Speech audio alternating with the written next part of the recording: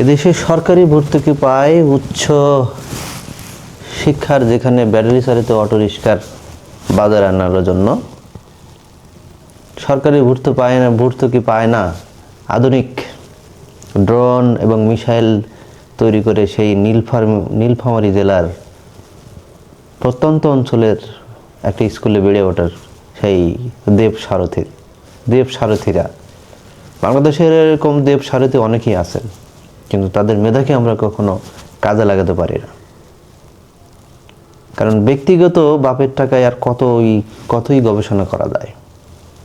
এইসব ছেলেদের, এইসব মেধাবীদের অবশ্যই ব্যক্তিগতভাবে হোক, পারিবারিকভাবে হোক, রাষ্ট্রীয়ভাবে হোক, সরকারি বেসরকারি পৃষ্ঠপোষকতায় অবশ্যই এই মেধাগুলোকে এগিয়ে নিয়ে আসতে হবে।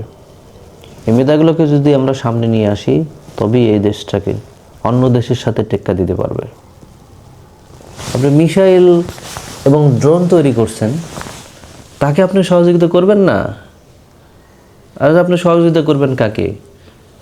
দোলাই খেলে তো অটোরিক্সা অনেক তৈরি করে, যারা শিক্ষাগত কোনো সার্টিফিকেটই পাবেন না, কিন্তু আপনার চেয়ে বেশি উন্নত মানের অটোরিক্সা বানাচ্ছেন।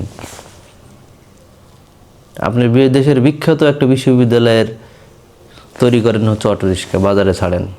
আপনি দেখেছেন মিডিয়াতে কত সমালোচনা, সোশ্যাল মিডিয়াতে আপনাদের এই প্রযুক্তিগত উদ্ভাবন দেখে।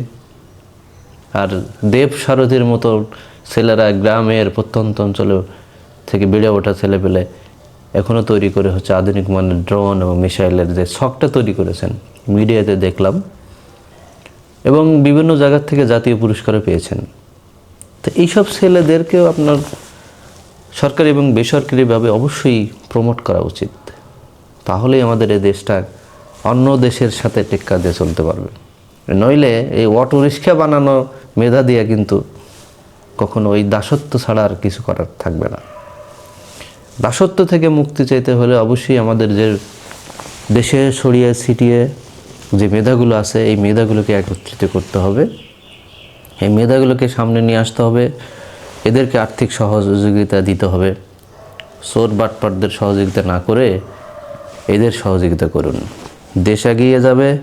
আপনার সন্তানও এদের মেধার প্রশংসা করবে, সাথে সাথে এই মেধাই আপনার ছেলেও, আপনার মেয়েও বিকশিত হবে।